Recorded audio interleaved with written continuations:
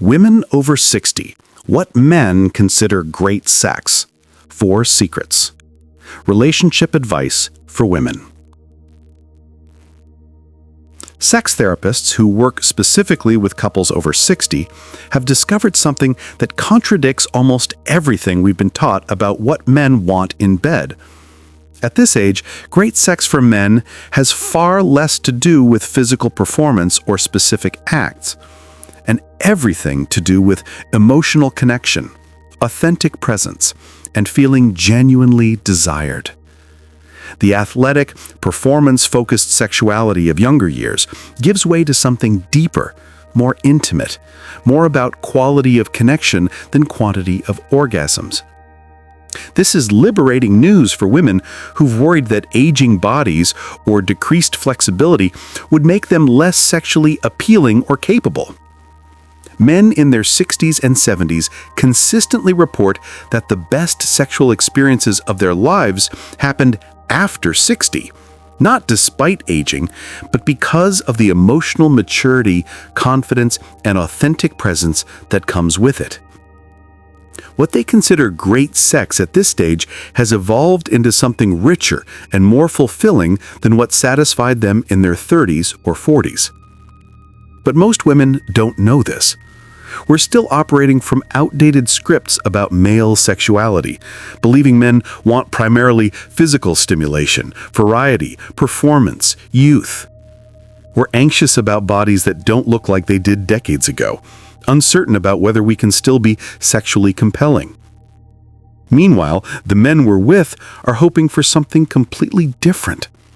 Genuine presence, enthusiastic desire, emotional safety, and the kind of intimacy that can only exist between people who've stopped performing and started being real with each other. Sex therapist Dr. Ian Kerner says, great sex is about connection and communication, not acrobatics and orgasm counts. This is especially true after 60, when the physical mechanics may require more patience, but the potential for genuine intimacy is greater than ever. If you've been anxious about sexuality at this age, if you've been unsure what men really want, or worried that aging has made you less desirable, you're in the right place. This channel is dedicated to honest conversations about every aspect of relationships, including the physical intimacy that remains important regardless of age. Consider subscribing if you want truth about what actually creates fulfilling sexual connection at our age, not outdated myths. We're building a community of women who understand that sexuality doesn't expire, it evolves, into something potentially more satisfying than anything we experienced in our younger years. Secret number 1. Feeling genuinely desired is more important than physical technique. The first thing sex therapists want women to understand is that men over 60 consistently rank feeling genuinely desired as more important to sexual satisfaction than any specific physical technique or act. This is a profound shift from younger male sexuality, where physical stimulation and variety often took priority. At this age, emotional components of sexuality become primary, and nothing matters more than feeling wanted by a partner who's enthusiastically choosing to be intimate with them. Robert, a 72-year-old man interviewed for research on mature sexuality, explained it this way. When I was younger, good sex was about physical intensity, how it felt, how many times, how adventurous we were. Now the best sexual experiences are the ones where I feel like my partner genuinely wants me, not tolerating my desire, not going through motions out of obligation, but actually wanting to be intimate with me specifically. That enthusiasm and genuine desire makes everything else better. This matters tremendously for women who've been worried about physical changes or decreased flexibility.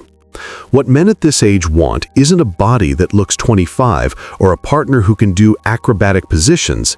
They want someone who shows up with genuine desire, who initiates sometimes, who communicates through words and actions that she finds him sexually appealing and wants to be physically close to him.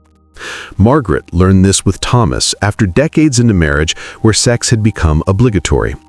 In her new relationship, she made a conscious choice to be honest about her desire rather than performing availability. When she wanted to be intimate with Thomas, she said so directly. She initiated contact. She expressed appreciation for his body and what they shared physically. The effect on Thomas was profound. He told her repeatedly that feeling genuinely wanted was transformative, that it made him more confident and present than he'd been in years. Sex therapist Dr. Emily Nagoski's research confirms this. Responsive desire, wanting sex once you're in it, is common and valid. But expressing genuine enthusiasm when you do want intimacy, communicating that your partner is desirable to you, showing that you're choosing this rather than tolerating it, these emotional components create the conditions for satisfying sexuality at any age. Linda made a practice of expressing desire verbally with James. "I've been thinking about you all day," or "I love how your body feels," or "I want to be close to you tonight." These simple statements of genuine desire meant more to James than any physical technique could have. They communicated that she found him sexually appealing, that physical intimacy with him was something she actively wanted, not something she was providing as relationship maintenance. The practical application. Don't worry so much about technique or performance. Focus instead on expressing genuine desire when you feel it. Let him know through words and actions that you find him sexually appealing, that you want to be intimate with him specifically, that physical closeness with him brings you pleasure and connection. That authentic enthusiasm creates better sexual experiences than any performance could. Secret number 2 is that men over 60 rank emotional safety during intimacy as crucial to great sex. This means being able to be vulnerable about what feels good, what doesn't, physical limitations, anxieties, desires, without fear of judgment or rejection. The performance pressure of younger sexuality gives way to something more honest, where both people can be real about what's happening, rather than pretending everything is effortless and perfect. Kenneth, 68, explained this shift. "In my younger relationships, I felt like I had to perform, always be hard, always last long enough, always know exactly what to do. Any vulnerability about struggles or uncertainties felt like failure. With Ruth, I can be honest. If something isn't working, we laugh and adjust. If I'm nervous, I can say so. That emotional safety makes the actual physical intimacy so much better because I'm not performing. I'm actually present with her." This requires both people to create space for honest communication about sex. Not just "that feels good," but real talk about bodies that work differently than they did decades ago, about medications that affect function, about needing more time or different stimulation, about fears and insecurities that come with aging. Helen and David established this emotional safety early in their physical relationship by having explicit conversations before intimacy developed. They talked about health issues, medications, what each needed physically, anxieties about aging bodies, what felt vulnerable for each of them. Those conversations created a foundation where they could be honest during intimacy rather than performing competence or perfection they didn't feel. Sex therapist Dr. Tammy Nelson emphasizes this. The couples who report a most satisfying sex after 60 are the ones who've learned to communicate vulnerably about sexuality. They can laugh when things don't go as planned. They can ask for what they need. They can be honest about limitations without shame. That emotional safety is intensely intimate and creates better sex than performing invulnerability ever could. Patricia noticed that intimacy with Martin was profoundly different from her previous marriage, specifically because of this emotional safety. Martin could admit when he was nervous or when something wasn't working, and instead of that killing the mood, it actually deepened their connection. Patricia felt safe being equally honest about needing more time for arousal, about positions that no longer worked comfortably, about insecurities about her aging body. That mutual vulnerability created intimacy that transcended the purely physical. The practical application: create emotional safety by being honest about your own vulnerabilities and receiving his without judgment. Talk openly about what your bodies need now, what feels good, what's changed, what you're nervous about. Treat imperfect moments with humor and compassion rather than disappointment. That safety allows both of you to be fully present rather than performing, and presence creates far better sexual connection than performance ever could. Have you experienced the difference emotional safety makes in physical intimacy? Share your thoughts in the comments. Secret number 3. Men value quality and connection over frequency. The third secret that surprises many women is that men over 60 consistently report valuing quality and emotional connection during sex far more than frequency. This contradicts the stereotype of male sexuality as primarily drive-focused, where more is always better. Research on mature sexuality finds that men at this age would rather have deeply connected, emotionally intimate sexual experiences once a week than disconnected, mechanical sex multiple times a week. Thomas, 70, explained this evolution. When I was younger, I thought about sex in terms of how often, like there was some number that would prove virility or satisfaction. Now, I'd much rather have one really connected, intimate experience with Margaret than frequent sex that feels routine or disconnected. Quality matters so much more than quantity at this point. This is liberating for women who've worried that decreased frequency means failure or that their partners are dissatisfied.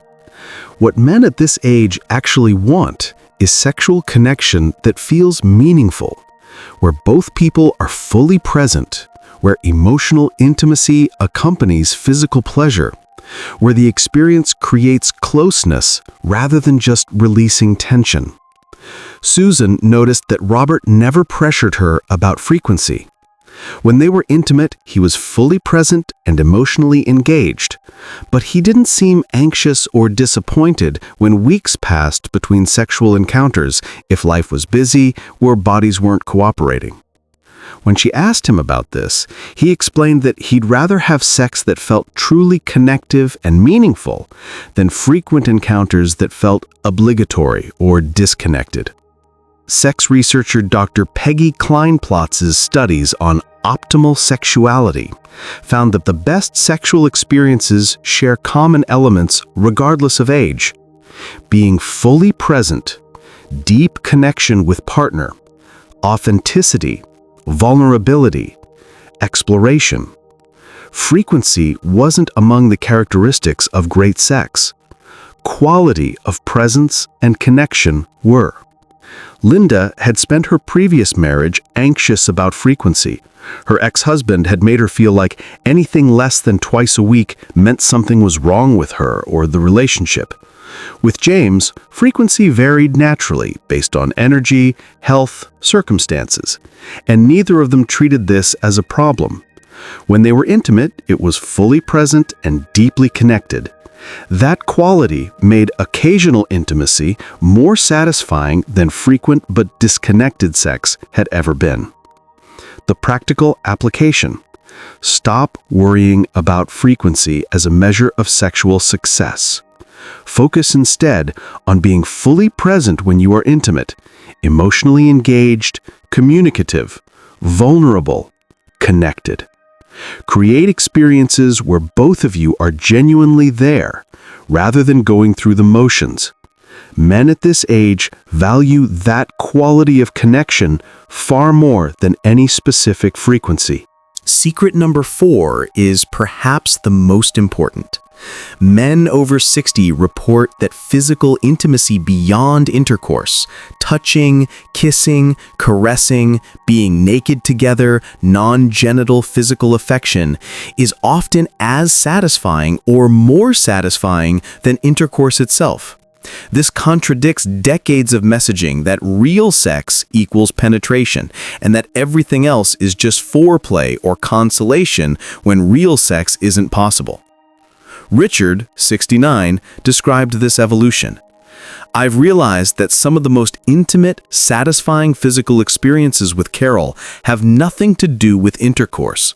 Sometimes we spend an hour just touching each other, exploring, being close without any goal or endpoint. There's something incredibly intimate about physical connection without performance pressure, where we're just present with each other's bodies and pleasure without needing it to culminate in anything specific. This shift is partially physiological. Erectile function changes with age. Medications affect response. Bodies require more time and different stimulation. But it's also psychological and emotional. Men at this age have learned that reducing sex to a single act misses most of what makes physical intimacy satisfying. The touching, the emotional connection, the vulnerability of being naked together, the pleasure of giving and receiving non-goal-oriented physical affection. All of this becomes valued as intrinsically satisfying rather than merely preparatory. Margaret and Thomas had explicit conversations about this after Thomas experienced some erectile difficulties related to medication. Instead of treating this as a crisis or the end of their sexual relationship, they explored what other forms of physical intimacy felt good. They discovered that they could have deeply satisfying sexual experiences that didn't involve intercourse at all. Extended time touching each other, oral pleasure, using hands, being naked together, and exploring sensation without any specific goal. "It actually freed us," Margaret explained. "When we stopped defining sex narrowly as intercourse, everything else became real intimacy rather than just steps towards some endpoint. We could be physical with each other without performance pressure, and that often felt more intimate than goal-oriented sex ever had." Sex therapist Dr. Barry McCarthy's research on good enough sex emphasizes this. Couples who maintain satisfying sexuality after 60 are the ones who embrace a broader definition of sex, where intercourse is one option among many rather than the only thing that counts as real sex. This reduces performance pressure, increases options, and often leads to more creative, satisfying physical intimacy. Helen and David made a practice of regular physical intimacy that wasn't oriented toward intercourse. Extended massage, lying naked together and touching, taking baths together, spending time in physical closeness without any pressure for it to lead anywhere specific. David told Helen repeatedly that these experiences were among the most intimate of his life, that the absence of performance goal allowed him to be more present and vulnerable than he'd been able to be when physical intimacy always needed to culminate in intercourse. The practical application: expand your definition of sexual intimacy beyond intercourse. Make time for physical connection that's about pleasure, closeness, exploration, without a specific goal. Take pressure off intercourse as the only thing that counts as sex. Men at this age often find this broader, more exploratory approach to physical intimacy deeply satisfying, more so than the goal-oriented sexuality of their younger years. What gets in the way? Performance anxiety and shame about aging bodies or decreased function. Understanding what men consider great sex also requires addressing what gets in the way of it. Sex therapists consistently identify two major obstacles: performance anxiety and shame about aging bodies or decreased function. Both partners often carry these, and both undermine the authentic presence and emotional safety that create satisfying sexuality at this age. Male performance anxiety centers on erectile function, duration, ability to satisfy partner. Men worry that decreased firm erections or inability to sustain them means they've failed, that they're no longer real men, that their partners will be disappointed or leave. This anxiety itself often worsens function and creates a self-fulfilling cycle. Kenneth was experiencing this with Ruth until they had an honest conversation. What gets in the way? Performance anxiety and shame. Understanding what men consider great sex also requires addressing what gets in the way of it. Sex therapists consistently identify two major obstacles: performance anxiety and shame about aging bodies or decreased function. Both partners often carry these, and both undermine the authentic presence and emotional safety that creates satisfying sexuality at this age. Male performance anxiety centers on erectile function, duration, ability to satisfy partner. Men worry that decreased firm erections or inability to sustain them means they've failed, that they're no longer real men, that their partners will be disappointed or leave. This anxiety itself often worsens function and creates a self-fulfilling cycle. Kenneth was experiencing this with Ruth until they had an honest conversation. He'd been avoiding intimacy because he was anxious about function, which made Ruth think he wasn't attracted to her anymore. When they finally talked openly, Kenneth admitted his anxiety, and Ruth was able to reassure him that intercourse wasn't the only form of intimacy that mattered to her, that his worth as a lover wasn't reducible to erectile function, that she valued their entire physical and emotional connection. That conversation transformed their sexuality. Kenneth stopped avoiding intimacy, and without the performance pressure, function often improved naturally. But more importantly, they'd established that great sex didn't depend on specific physical performance. It depended on presence, connection, vulnerability, mutual pleasure in whatever forms their bodies could experience it. Shame about aging bodies affects both partners. Women worry that aging bodies aren't desirable. Men worry that decreased function means failure. Both carry internalized messages that sexuality belongs to youth, and that anything less than perfect physical performance is disappointment. Patricia and Martin addressed this directly by having vulnerable conversations about aging and sexuality. Patricia admitted her insecurity about her changing body, and Martin shared his anxieties about function. They made a conscious agreement to approach physical intimacy with curiosity and compassion rather than judgment toward themselves and each other. That agreement created space for sexuality that was about connection rather than performance, about pleasure rather than achievement. The practical application: address performance anxiety and body shame directly through honest conversation.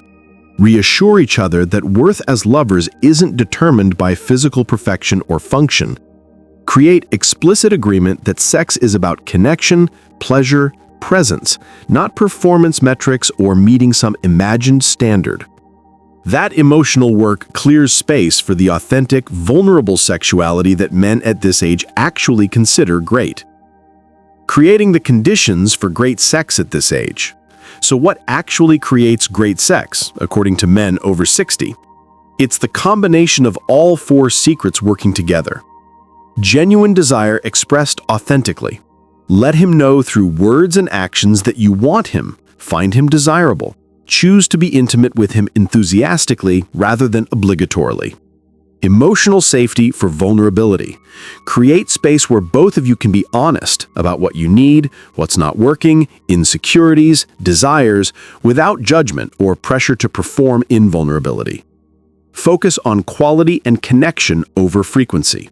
Be fully present when you are intimate, prioritizing emotional engagement and authentic connection over checking boxes or meeting frequency targets. Embrace intimacy beyond intercourse. Explore the full range of physical closeness, touching, kissing, caressing, non-genital pleasure without reducing sex to a single act or treating everything else as lesser.